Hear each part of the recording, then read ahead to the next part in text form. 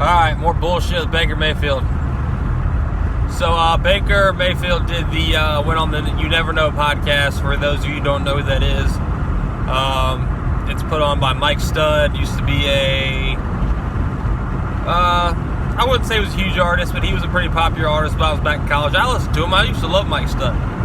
But he's got his own podcast now. It isn't a big platform. He doesn't have a ton of views or nothing like that, but more views than me, obviously. But I guess Baker, from being down in LA, knows Mike, so he did his podcast. And he was asked something about the Browns and yada, yada, yada about what happened. And Baker quoted saying he felt disrespected by the Browns because they told him they were going to do one thing and went and did something else. All the reports I saw were that Baker, that at the Combine, the Browns informed Baker's camp that they were going to explore other options at quarterback, explore upgrade options or other veteran quarterbacks. So I'm sure Baker had somewhat of an idea that was going to happen. So I don't know what the fuck he's talking about. It's just the business of the NFL, man. Your job is never safe. I mean, look what happened to Drew Brees. Drew Brees was with the Chargers at the beginning of his career. Then he got a little injured, just like Baker was this last year. And he got shipped off to the Saints. So Baker just needs to fucking suck it the fuck up and move on.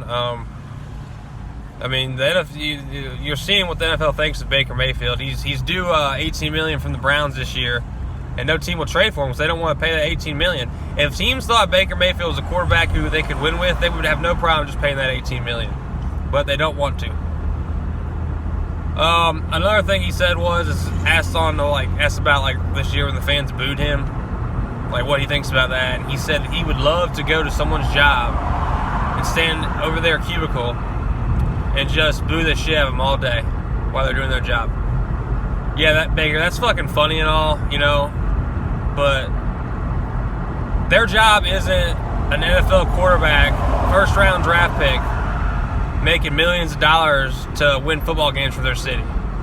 So you can sit there and use that, example, but it doesn't really fucking add up to the same thing. Yeah, it's your fucking job, but, you're a fucking first round draft pick, Heisman Trophy winner. You need to be a little better at your job than they are. Don't get me wrong, man. I like Baker for the Browns. I think Deshaun Watson's an upgrade over Baker. Yes, I do. But we'll see. I think Baker at this point, the best thing he can do is just keep his mouth shut, because him coming out and talking like this is it's not going to help his case for anybody wanting to trade for him. Baker's a good player. I think he could be a star in this league if he is in the right situation. I think Cleveland's pretty much the best situation for any quarterback as far as talent on the roster, run game, all that shit. But Baker just played hurt this year. He shouldn't have. I think it really hurt his case. It was hard for him to make his case based on his play this year. Well, you shouldn't have fucking played, dude. You were fucking hurt. Instead of trying to be a fucking macho man, a fucking hero, you should have fucking shut it down week 2 when you got injured and just fucking moved on. But Baker will catch on somewhere, and he'll probably come back to haunt the Browns. That's just how it works when you're a Browns fan. Just like when OBJ left, he went and was almost the Super Bowl MVP until he got hurt. So, we're going to find out with Deshaun Watson if Baker was the issue or if it's Kevin Stefanski. Let's go Brownies.